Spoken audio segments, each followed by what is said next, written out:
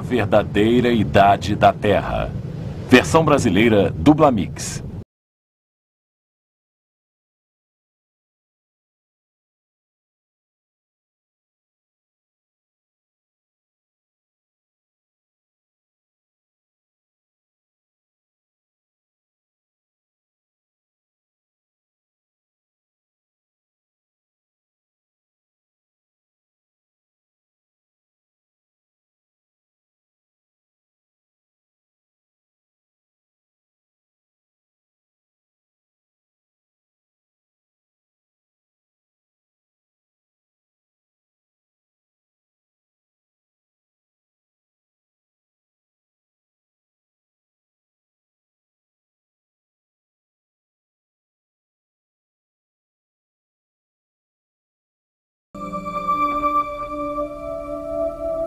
Durante décadas, os cientistas prosseguiram com a teoria evolucionista das origens. De uma Terra que havia sido formada pelo resfriamento lento de uma massa derretida há mais de 4 bilhões e meio de anos para criar as rochas que são a base dos continentes, os granitos. Da vida que teve início espontaneamente em algum oceano primeiro e que se desenvolveu durante centenas de milhões de anos para chegar às muitas formas de vida que vemos na Terra hoje. Da longa formação de eras e do ressecamento desses antigos oceanos para produzir rochas sedimentares, tais como as do Grand Canyon, onde o próprio desfiladeiro foi esculpido pelo Rio Colorado há milhares de anos. De depósitos de carvão e de petróleo, enterrados em rochas sedimentares por todo o mundo, que presumivelmente exigiram milhões e milhões de anos para serem formados através do acúmulo e da decomposição da vegetação existente em eras passadas. Porém, teriam os cientistas considerado todas as evidências até chegar à sua teoria de uma Terra que se desenvolve desde a antiguidade? E se houvesse evidências nos próprios canyons que demonstrassem que se formaram rapidamente ao invés de terem se formado através de um resfriamento lento? E se houvesse provas que essas formações sedimentares que compõem o Grand Canyon tivessem sido depositadas rapidamente ao invés de lentamente?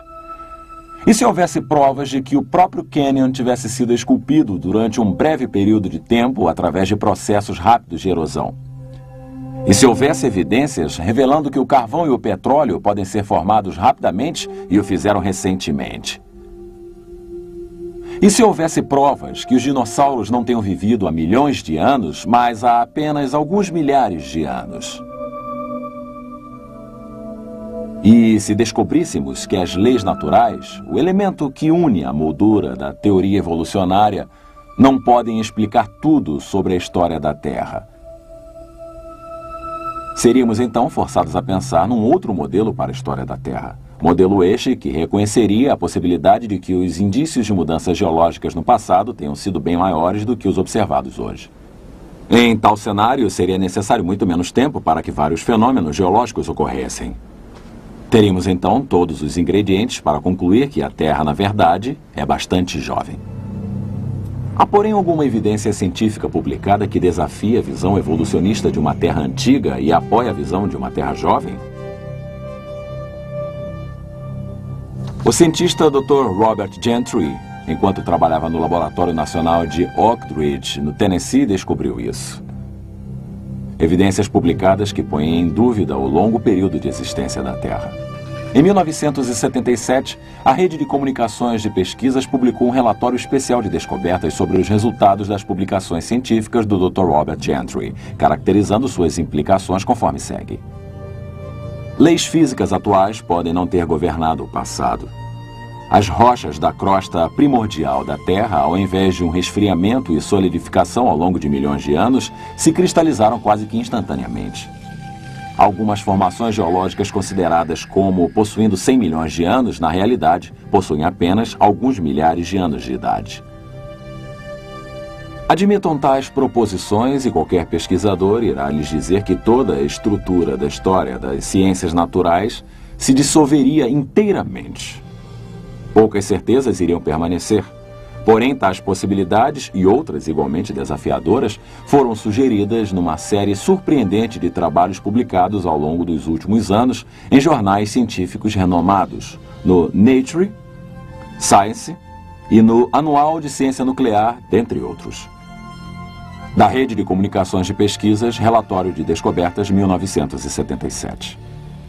Parte do trabalho referido pelo Dr. Robert Gentry nessa citação foi feito com madeira carbonizada de um local conhecido como o Platô do Colorado, uma ampla região geográfica que abrange partes do Colorado, do Utah, do Arizona e do Novo México. Utilizando o microscópio e equipamentos de laboratório mais avançados, ele analisou os espécimes de madeira carbonizada relativamente a vários tipos de radioatividade. Seus resultados nos ajudam a entender quanto tempo o carvão leva para se formar, a idade do carvão e a idade da própria Terra.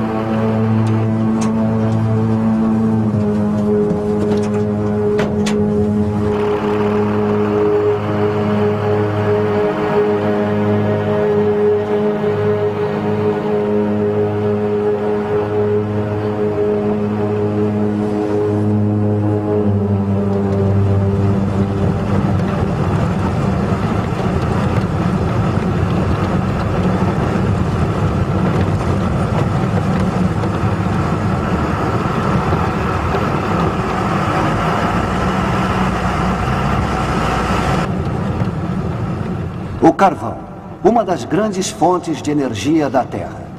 Antes que possamos responder à pergunta relativa à idade do carvão e o tempo de sua formação, precisamos responder à pergunta: de onde vem o carvão? Aqui nessa mina de carvão em Price, Utah, temos a resposta. Aqui temos um tronco praticamente todo transformado em carvão. Há milhares de troncos assim nessa mina e em outras minas por aqui na região de Price. Este fato nos revela que se houver as condições corretas de pressão, de temperatura, de umidade e de tempo, essa madeira e outras vegetações irão se transformar em carvão. A pergunta seria: quanto tempo levou para que isso acontecesse?